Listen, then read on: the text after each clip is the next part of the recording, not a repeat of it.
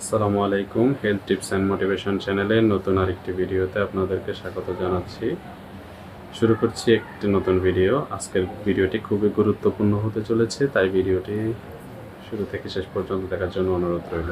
আজকে আমরা জানব কোষ্ঠকাঠিন্য থেকে বাঁচার 5টি সহজ উপায়, যেগুলো অবলম্বন করলে আপনারা খুব সহজেই কোষ্ঠকাঠিন্য থেকে বাঁচতে পারবেন।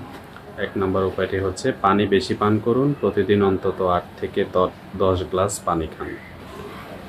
আঁশযুক্ত খাবার খান, শাকসবজি, ফলমূল, ডাল, ওটস ইত্যাদি নিয়মিত খাবেন।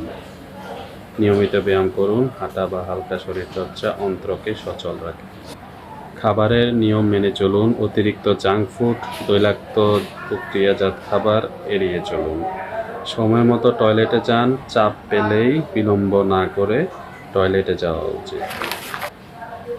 এই কয়টি নিয়ম মানলে আপনারা খুব সহজেই কোষ্ঠকাঠিন্য থেকে রক্ষা পেতে পারেন।